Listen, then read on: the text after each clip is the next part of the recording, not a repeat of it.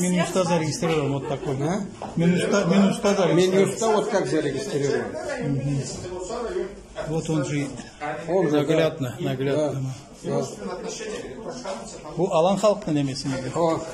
2012 жыл февралдын 25-синде Республиканы драма театрында Карачайны бүтө жамаат организациялары барысы да дегенче бирге кошулуп, жаңы организация куралады.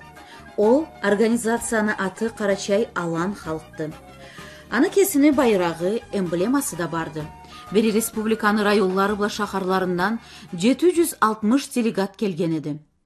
Андан sonra да тышыннан Россия Федерацияны узак регионларынан чакырылган көп конаклар жыйылган эдиле. Бу күнгө дери халкыбызга жарап болушулук этип турган жамаат организациялар бирлешедиле.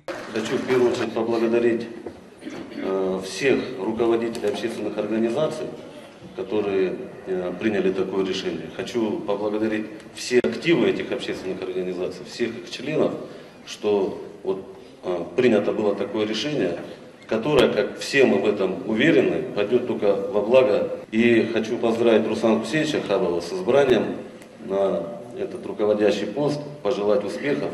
Аны ара советине 51 адам айырылады, исполкому куралады. Картланы советине башчылыгын халкыбызны белгили уланы, Россия Федерацияны мактаулуу курулушчусу Катчылан Ахматны тынчылы көрөдүле. Жамаат организацияга тамадалык этерге Карачай Черкесияны халк жыйылууну председателинин заместители Хаплан Хусейни Жашы Русланны сайлайдыла.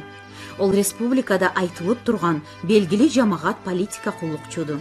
Парламент куралгалы таймаздан аны председателин заместители болгалай келеди.